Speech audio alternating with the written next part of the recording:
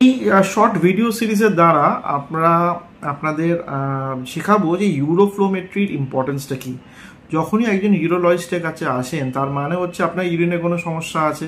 ধরুন ইউরিন আটকে থাকছে বা ইউরিন জমা থাকছে বা ইউরিন হয়ে যাওয়ার পর মনে হচ্ছে না আরও হলে ভালো হয়, বা ইউরিন পেলে ধরে রাখতে পারছেন না, তখন ডাক্তারবাবু ইউরোফ্লোমেট্রি টেস্ট, মানে আমি তো করি, এজ এ ইউরোলজিস্ট করবেনই। তো এই ইউরোফ্লো টেস্টটা কি? এটা বেসিক্যালি একটা গ্রাফ বলতে, কারণ এটা অনেকেই জিজ্ঞেস করেন ডাক্তার ইউরোফ্লো টেস্টটা কী জিনিস। এটা হচ্ছে যে আপনি যে কথাটি বলছেন আপনার ইউরিনের সমস্যা, সেটা আমি একটা গ্রাফিক্যাল প্যাটার্নে একটা অবজেক্টিভ, মানে আপনি বলছেন সাবজেক্টিভ, আমি দেখছি অবজেক্টিভ ডেটা আমার সামনে চলে আসছে। কিন্তু সেটার জন্য 140 cc ইউরিন করতে হবে আপনাকে, তখনই কিন্তু গ্রাফটা ভ্যালিড হবে। এবং এই সিরিজটা আমি শুরু করছি, নিশ্চয়ই আপনারা থাকবেন। আমি একটা নর্মাল গ্রাফটা একটা ছবি এখানে আপনাকে দেখাচ্ছি।